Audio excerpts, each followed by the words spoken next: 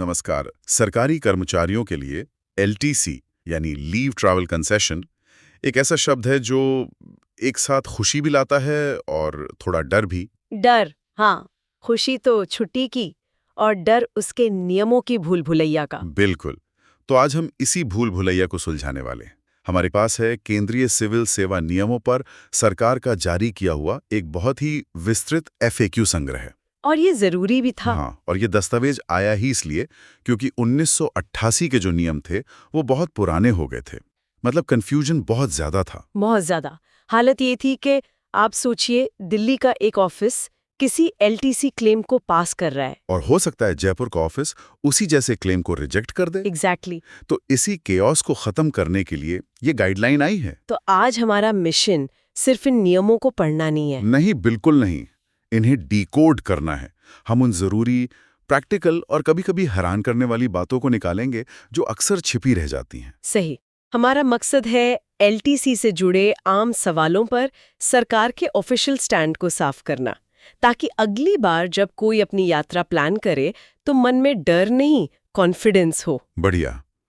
तो चलिए सफर की तैयारी शुरू करते हैं।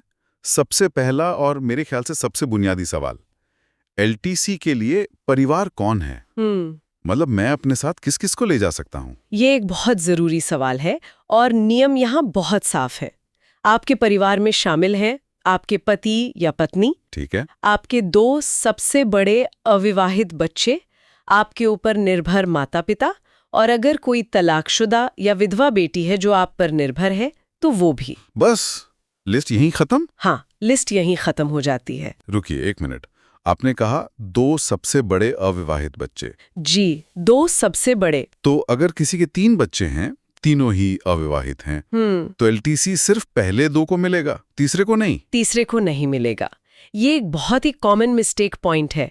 एलटीसी सिर्फ 2 सबसे बड़े बच्चों तक ही सीमित है। ये तो काफी सख्त नियम है।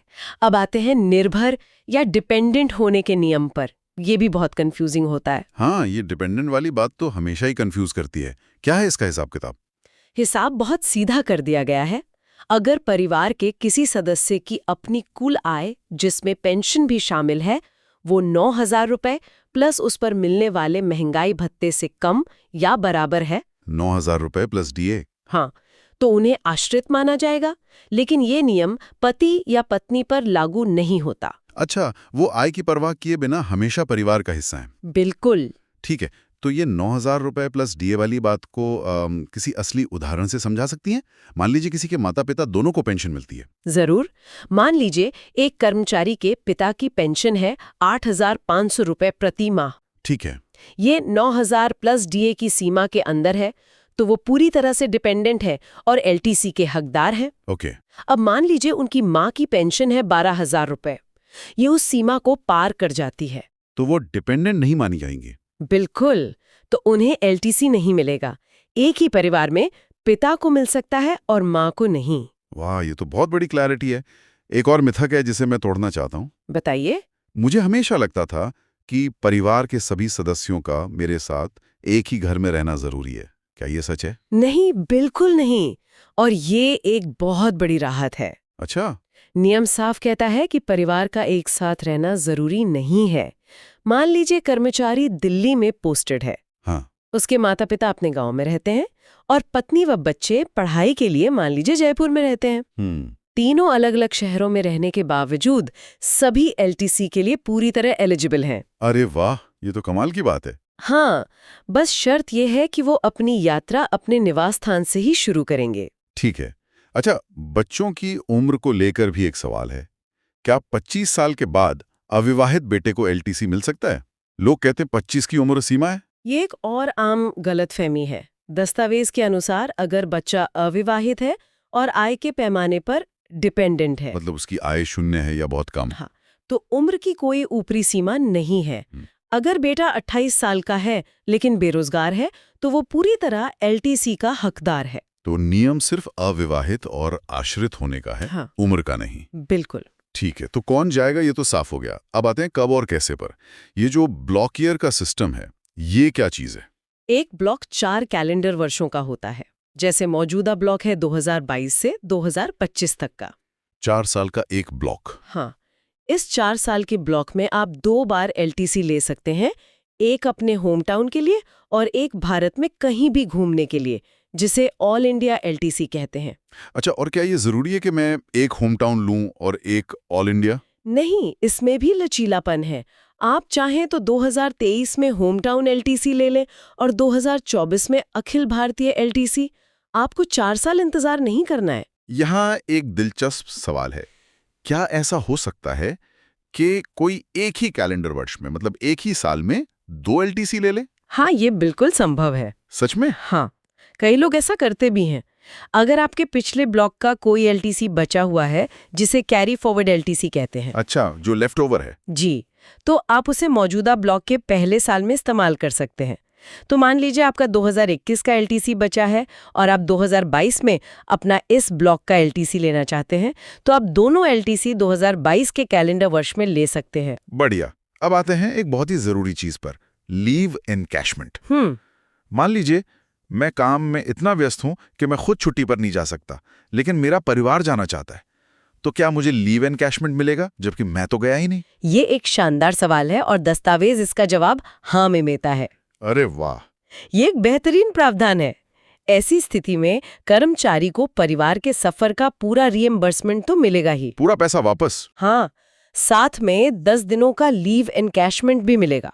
शर्त सिर्फ ये है कि परिवार ने यात्रा की हो, आपका जाना जरूरी नहीं है। लेकिन यात्रा के लिए छुट्टी लेना तो जरूरी है ना? हाँ, ये बहुत जरूरी है। मतलब मैं ये तो नहीं कर सकता कि सिर्फ शनिवार रविवार की छुट्टी पर चला जाऊं और कोई अर्न लीव ना लूं? नहीं, ये एक बहुत बड़ी गलती होगी और आपका पूरा क्लेम रिजेक्ट हो सकता है। ओह, नियम साफ है कि LTC यात्रा के लिए आपको कम से कम 1 दिन की छुट्टी अपने रिकॉर्ड में लेनी ही होगी।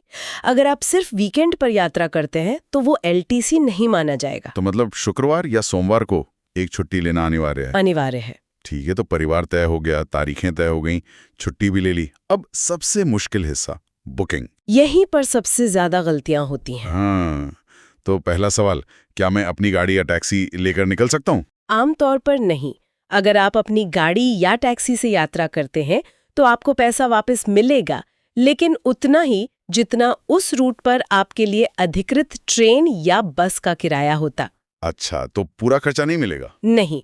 उदाहरण के लिए आपने टैक्सी पर 12,000 रुपए खर्च किए, लेकिन आपके एंटाइटलमेंट के हिसाब से उस रूट का AC2 टियर का रेल किराया 7,000 रुपए है। तो मुझे 7,000 ही मिलेंगे? हाँ, आपको 7,000 रुपए ही मिलेंगे, बाकी 5,000 रुपए आपकी जेब से जाएंगे।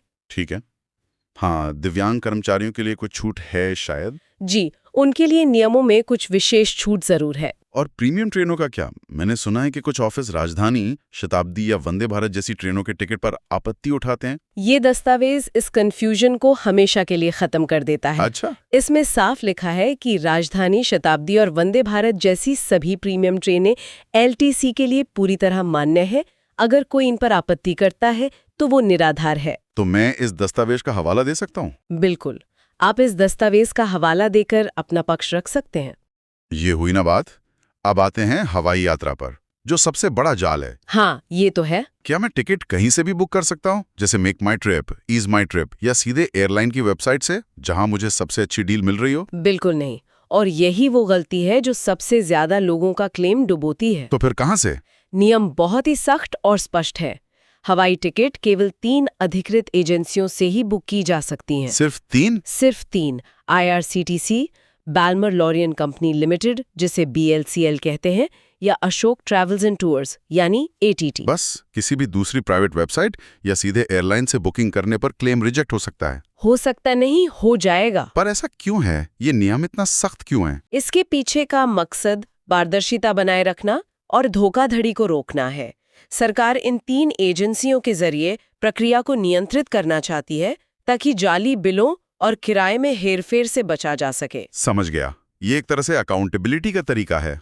और एक सबसे सस्ता किराया वाला नियम भी है, ये क्या है? जी, नियम ये है कि आपको अपनी यात्रा के दिन अपने जाने के समय से 3 घंटे के स्लॉट में उपलब्ध सबसे सस्ता टिकट ही बुक करना है। 3 घंटे के स्लॉट में? हाँ, लेकिन इसमें थोड़ी सी राहत है। आप सबसे सस्ते टिकट से अधिकतम 10% तक महंगा टिकट बुक कर सकते हैं। अच्छा, 10% का मार्जिन है? है, मान लीजिए उस स्लॉट में सबसे सस्ता टिकट 6,000 रुपए का है, तो आप 6,600 रुपए तक का टिकट बुक कर सकते हैं। उससे ज्यादा महंगा किया तो सिर्फ 6,000 रुपए मिलेंगे। बिल्कुल। और अगर किसी वजह से टिकट कैंसिल करना पड़ जाए तो क्या कैंसिलेशन चार्ज सरकार देती है? नहीं, ये एक और जरूरी बात है। नियम के अनुसार कैंसिलेशन चार्ज कर्मचारी को खुद ही वहन करना होगा, चाहे कोई भी कारण हो।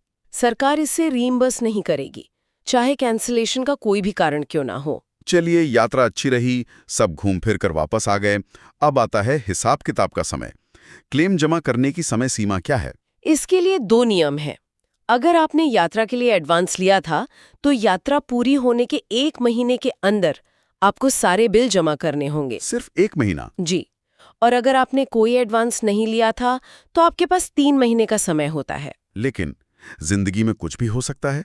मान लीजिए कोई मेडिकल इमरजेंसी आ गई और मैं समय पर बिल जमा नहीं कर पाया, तो क्या मेरा सारा पैसा डूब जाएगा? नहीं, यहाँ सिस्टम में थोड़ी फ्लेक्सिबिलिटी है। अच्छा। विशेष और वाजिब परिस्थितियों में विभाग के वित्तीय सलाहकार यानी फाइनेंशियल एडवाइजर की मंजूरी से 6 महीने तक की देरी को माफ किया जा सकता है। 6 महीने तक? हाँ, लेकिन आपको इसका एक बहुत ठोस कारण देना होगा। बिना वजह की देरी माफ नहीं होगी। ये हमें सबसे जरूरी और सबसे तनावपूर्ण सवाल पर लाता है। वो स्थिति जब सब कुछ गलत हो जाता है।